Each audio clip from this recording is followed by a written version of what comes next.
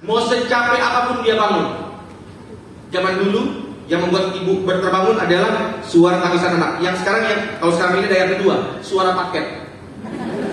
Paket itu dia masih bangun. Ya. Tetapi ini membuatkan ayatnya yang ke-36.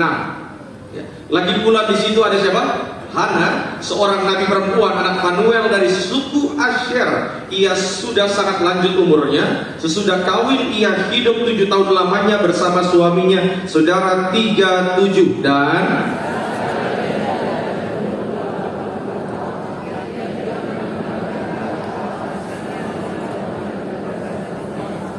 38 kita boleh baca bersama-sama 32 ya. Dan pada ketika itu juga datanglah ia ke situ dan mengucap syukur kepada Allah dan berbicara tentang anak itu kepada semua orang yang menantikan kelepasan untuk Yerusalem. Maka saudara, slide lanjut. Tema khotbah saya adalah pelajaran hidup dari Simeon dan Hana. Saudara, pelajaran hidup dari Simeon dan Hana. Simeon itu, saudara, kalau dalam bahasa asli Ibrani sebetulnya bukan Simeon, cuma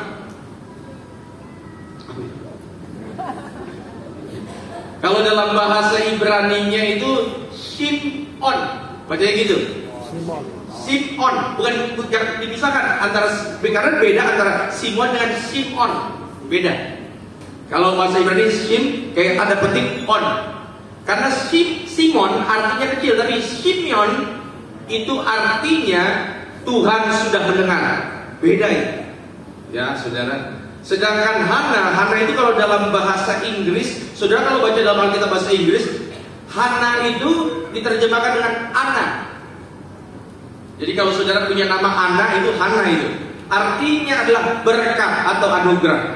Dan dua orang ini mereka menunggu di bait Allah sampai pada hari ke-8 sesudah Tuhan Yesus lahir. Tuhan Yesus sesuai dengan tradisi hukum Taurat, dia dibawa untuk disunat. Datanglah Tuhan Yesus dan mereka selama ini ada di bait Allah karena mereka menanti-nantikan bahwa ada janji Mesias akan lahir. Dan ayat yang kita baca itu adalah ayat di mana pertama kali perjumpaan antara Simeon Hana dengan Mesias. Dan pelajaran ini yang kita mau tarik adalah, saudara yang terkasih dalam Tuhan, sama seperti yang pelajaran yang kita mau alami adalah apa yang terjadi sesudah Natal. Karena memang kalau kita mau lihat lagi dalam peristiwa Natal, kejadian Natal, saya mau ngomongin Natal yang 2000 tahun lalu, tapi perayaan Natal yang terjadi sekarang ini, memang pada hari menjelang Natal ada banyak keluarga yang bersiap untuk menyambut Natal, betul? Termasuk keluarga Anda dan saya. Ada banyak tempat yang bersiap menyambut Natal dengan meriahnya. Slide minimal saya temukan ini. Next slide. Beberapa kota bahkan sudah mempersiapkan dirinya menyambut Natal. Saya coba searching pohon Natal paling indah di dunia. Saint Petersburg di Rusia. Mexico City. Yang bagus itu saya lihat di bawah, Rio de Janeiro itu di Brazil. Itu pohon Natalnya terapung. Mereka semua kota pasti mempersiapkan diri, mempercantik. Di New York, oh ini gambarnya nggak terlalu kelihatan. Di New York itu ada di namanya Rockefeller Street. Semua, bahkan di rumah kita, mungkin yang jarang-jarang kita bongkar-bongkar rumah, di bulan Natal lah kita bongkar-bongkar rumah, semua baru kita sapuin, sapu pojok-pojok. Tapi uniknya kan begini, kadang-kadang kalau kita mau jujur ya, kita ini kan hebohnya menjelang Natal, betul nggak? Wih, tanggal 10 semangatnya minta ampun, 15 super semangat, kenapa? THR baru cair. 24 semangat minta ampun, 25 jam 8 masih ada semangat Natal, 10 masih ada, jam 12 kayaknya udah mulai berkurang. Betul kan? Nah, tetapi pertanyaannya, apakah sesungguhnya itu yang dimaksud dengan Natal? Maka saudara, pertanyaan perenungan sebelum saya masuk dalam khotbah. Slide berikutnya. Saudara, ini coba kita renungkan. Ketika lampu dan lilin Natal sudah padam, coba kita tanya pada diri kita sendiri. Apakah kita hanya menyisakan kegelapan? Atau apakah ada terang yang kita bawa dalam hidup kita? Dan ini yang akan kita pelajari dari kisahnya Simeon dan Hana. Yang siap belajar katakan amin. Ya saudara. Yang pertama, langsung saja slide. Next. Coba lihat ayat 25 dan 26. Adalah di Yerusalem seorang bernama Simeon, ia seorang yang apa? Benar dan saleh, yang menantikan penghiburan bagi Israel. Roh Kudus ada di atasnya, dan kepadanya telah dinyatakan oleh Roh Kudus bahwa ia tidak akan mati sebelum ia melihat Mesias, yaitu dia yang diurapi Tuhan. Yang pertama, saudara, kalau Natalnya sudah selesai, apa yang bisa kita pelajari, apa yang bisa kita lakukan supaya Natal itu tetap ada dalam kehidupan kita? Yang pertama, tetap setia menunggu janji Tuhan. Setia apa? Coba lihat kiri kanan, bilang sama dia, setia, bilang. Iya, saudara. Tetapi saudara yang terkasih dalam Tuhan, kita juga tahu bahwa pekerjaan paling membosankan di dunia adalah menunggu, benar gak? Coba bayangkan tadi WL, Bung Fedri bilang, saudara yang terkasih dalam Tuhan, mari kita angkat pujian. Ibadah mulai jam 10 kan? Jam 10.30 masih angkat pujian, masih enak kan? Jam 11 masih angkat pujian. Pikiran Anda sudah kemana-mana. 11.30 masih angkat pujian, Anda sudah berpikir, ini pendeta masih terlambat. Kalau sampai jam 12 Bung Fedri masih angkat pujian, kira-kira apa yang Anda lakukan? Mundur dengan teratur. Saudara, kenapa? Karena menunggu itu adalah pekerjaan paling membosankan. Makanya jangan kaget kalau sampai ada pesawat delay, orang langsung keluar asli.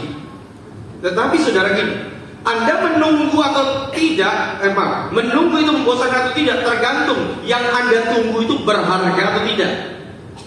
Contoh, Bapak Ibu, karena minggu lalu saya kasih contoh ini, kurang lebih saya kasih contoh yang sama. Tiba-tiba jam 12 nanti telepon Anda berbunyi, semuanya berbunyi. Dia bilang begini dari kantor, Bapak, karena Bapak sudah bekerja dengan baik di kantor, maka Bapak tolong hari ini jam 2 nanti datang ke kantor masing-masing untuk dapat gaji ke-15.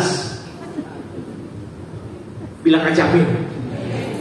Saudara, tunggulah jam 2 sampai di kantor jam 2. Saya mau tanya, Anda kalau dibilang jam 2, Anda datang jam berapa kira-kira? Kenapa? Gaji ke-15. Jam 1 Anda tunggu, tunggu belum dipanggil-panggil. Jam 2 juga belum dipanggil. Saya mau tanya, masih nunggu nggak? Oke. Belum dipanggil-panggil juga. Jam 2.15 masih nunggu nggak? 2.30? Jam 4 ternyata dinaikin, bukan cuma gaji 15, gajinya kali 4. Jam 5 belum dipanggil, nunggu nggak? Saya mau tanya, kenapa masih sabar nunggu? Hah? Karena yang Anda tunggu, Anda anggap berharga, kan begitu? Kalau sesuatu itu berharga, maka mau sampai jam berapapun saya akan tunggu, kan begitu? Nah, pertanyaannya, saudara yang terkasih dalam Tuhan, yang kita tunggu janji Tuhan itu berharga nggak buat Anda? Dan saya percaya setiap kita pasti ada janji khusus yang Tuhan berikan dalam kehidupan kita masing-masing. Pasti ada. Saya ambil contoh. Saudara yang terkasih dalam Tuhan, saya ini pertama kali dapat nubuatan dari seorang hamba Tuhan di tahun 97. Waktu saya masuk gereja Tiberias pertama kali, dulu ada gereja Tiberias di gedung Kebon Jeruk namanya Geraha Kencana. Ya, kalau saudara nganggukkan kepala berarti saudara sudah, saya tahu berarti saudara jemaat Tiberias dari tahun berapa? Itu pas lagi masuk ke situ tiba-tiba pendetanya ngomong gini, yuk jadi hamba Tuhan. 97. Singkat cerita saudara, saya beberapa tahun kemudian saya masuk sekolah pendeta. Kalau orang masuk sekolah pendeta berarti kan jelas cita-citanya jadi pendeta, betul kan? 2008 saya lulus sekolah pendeta dari STT Tiberias. Masuk sekolah pendeta, singkat cerita Bapak Ibu saya tidak mau menjelaskan detailnya, tapi saya disingkirkan.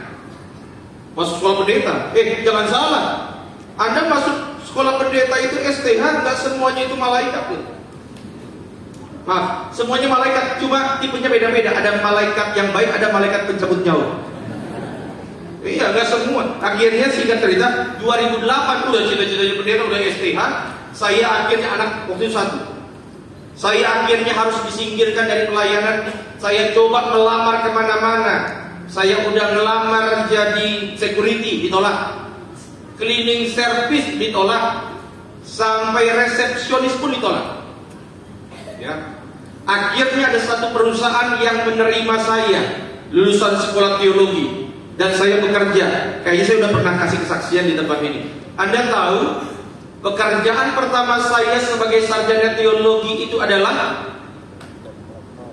debt collector. Iya, saya debt collector. Cuma kan karena saya itu terbiasa dilatih untuk pelayanan. Jadi kalau ketok pintu kadang-kadang takut salah sebut shalom. Saya jalani itu. Karena bagi saya, saudara ingat ya, bagi saya apapun yang Anda kerjakan orang lain boleh pandang rendah, terserah. Tetapi kalau Tuhan tempatkan kita di situ, kerjakan dengan baik. Saya kerja, tiba-tiba kurang lebih tahun 2014 kesempatan itu ada, saya dipanggil sama dia kepala sidang, terus dibilang begini, "You siap-siap khotbah." Ternyata suara yang sama yang pernah saya dengar tahun 97. "You siap-siap khotbah." Tapi dia kepala sidang nggak bilang bisa khotbah atau nggak bilang gini, "You siap hidup kudus?" Saya bilang siap. 2014, saudara tahu pendeta kalau dari suruh khotbah yang dilakukan apa? Dia pasti buka buletin. Tiap minggu dilihat namanya sudah ada belum. Tunggu belum ada. 2015 tahun nunggu. Tapi ini yang saya mau bilang, selama saya menunggu janji Tuhan digenapi, Anda tahu apa yang lakukan? Sejak 2008, setiap hari Sabtu saya rajin buat khotbah. Walaupun belum pernah dikhotbahkan, saya buat. Sampai apa? Sampai nanti ketika waktunya tiba, waktu itu muncul, saya siap. Saudara nangkap apa yang saya mau coba sampaikan? Kalau saudara menunggu janji Tuhan dengan keluhan, maka itu tidak akan mengubah apapun. Tunggulah setiap janji Tuhan dengan mempersiapkan diri, sehingga ketika waktunya tiba Tuhan angkat engkau naik, maka engkau sudah siap dan sinar kemuliaan Tuhan terpancar melalui kehidupan kita. Yang sudah berikan tepuk tangan dulu yang meriah untuk Tuhan Yesus. Yesaya 40, slide berikutnya kita baca sama-sama 3, 2, ya. Tetapi orang yang menanti-nantikan Tuhan mendapat apa? Mereka seumpama raja wali yang apa? Naik terbang dengan kekuatan sayapnya. Mereka berlari dan mereka berjalan dan maka hari ini engkau yang tetap memegang janji Tuhan, saya mau bilang, memang ada badai, memang ada tantangan, memang ada omongan-omongan orang yang coba menjatuhkan imanmu. Orang boleh anggap apa yang kau kerjakan sekarang itu cetek, kerendahan, terserah. Tetapi selama saya ikut janji Tuhan, Tuhan yang pegang erat tangan saya, makanya bagai raja wali melintasi gunung tinggi, bagai raja wali melintasi di bawah kepak sayap, kau bawaku terbang tinggi melintasi langit biru bagaikan raja wali. Saya doa setiap saudara yang mungkin sekarang ini dalam keadaan terbang yang rendah. Orang lain melihat kok rendah banget, kok cetek banget. Santai saja. Kenapa? Karena terbang rendahmu bukan untuk keadaan terakhir. Itu cuma sementara sampai pada akhirnya engkau dapat angin yang besar yang Tuhan kirim dan mengangkat engkau naik terus untuk melihat kemuliaan Tuhan. Yang sudah diberikan tepuk tangan dulu yang meriah untuk Tuhan ini. Baik. Kenapa ini penting, saudara? Saya pernah ucapkan ini. Yusuf dia tunggu 13 tahun sebelum dia jadi pemimpin di Mesir. Dia diproses Tuhan, masuk penjara. Daud setelah dia diurapi jadi raja, nggak besoknya langsung jadi raja, dia tunggu 15 tahun. Abraham setelah dia dapat janji dari Tuhan bahwa keturunanmu akan seperti pasir di laut, bintang di langit, besoknya nggak langsung punya anak Ishak. Dia tunggu 25 tahun. Musa dia harus sembunyi 40 tahun di rumah Yitro. Artinya apa, saudara?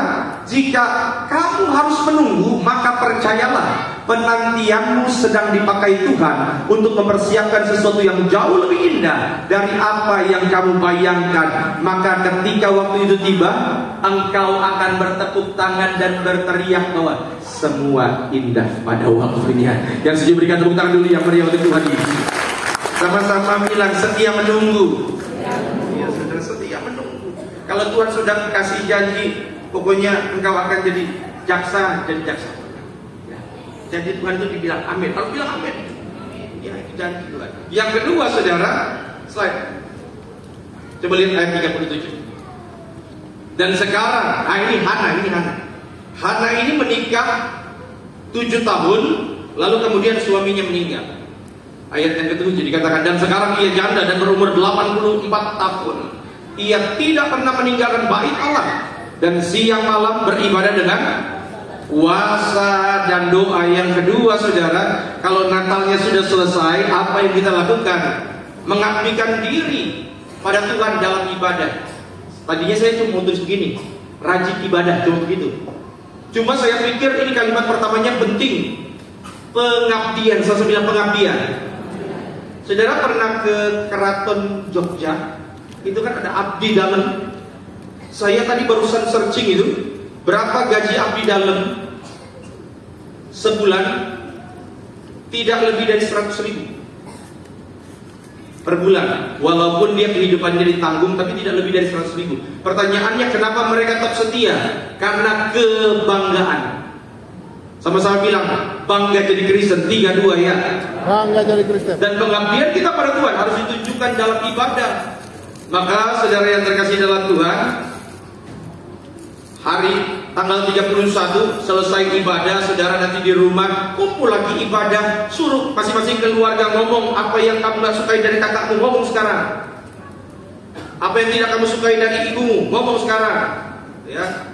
Tetapi habis ngomong selesai, udah jangan dibawa lagi. Dan itu bisa terjadi kalau kita ngumpul ada ibadah kita pada Tuhan. Saya sudah pernah bertanya ini berulang kali, Bapak Ibu, ini mumpung akhir tahun.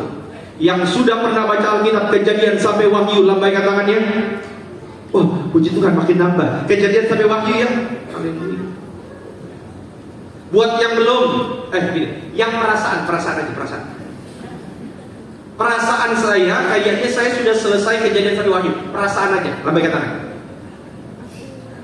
Kenapa perasaan? Karena bacanya lompat-lompat. Ya, kadang Kejadian, kadang Yeremia, tapi perasaan sekali lagi, yang perasaan kayaknya udah. Oke, puji Tuhan, gak apa-apa lompat-lompat. Kadang Kejadian, kadang Yeremia, lompat Nehemia, maju lagi ke Filipi, mundur, gak apa-apa. Cuma kan gak enaknya kalau baca lompat-lompat.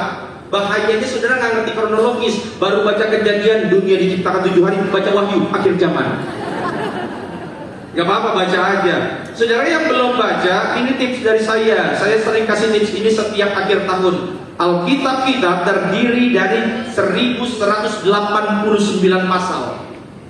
Kalau saudara mau baca Alkitab sampai selesai, satu hari, mau sampai selesai selama setahun, satu hari baca 3 pasal kurang lebih. Baca aja 3 pasal. Oh, pendeta kebanyakan 1 pasal boleh nggak? Boleh, tapi selesai 3 tahun. Pilih aja yang mana. Baca kitab Kejadian masih enak karena di situ ada cerita kan, Abraham, Ishak, Yakub, Yusuf, enak. Keluaran masih enak juga, masih ada Musa, Yosua, Bilangan, Imamat, Ulangan. Nanti Anda akan mengalami pergolakan iman ketika masuk Tawarikh, karena itu isinya silsilah keluarga. Gimana Pak Pendeta, baca nggak? Baca aja dulu. Saya nggak ngerti, baca aja dulu. Masuk lagi nanti Kidung Agung, tambah mumet otaknya. Baca aja, baca. Kalau saya nggak ngerti, ya biarin aja nggak ngerti, baca aja dulu. Nanti ketika engkau menghadapi tantangan dalam kehidupan, ayat yang dulu pernah engkau baca dan tidak engkau mengerti akan muncul sendiri dan menjawab tantangan hidupmu. Itulah yang disebut dengan firman yang hidup, rema itu. Makanya firman yang dibaca. Abdikan diri kita dalam ibadah itu yang dilakukan sama Hana. Makanya Ibrani 10:25 kita baca.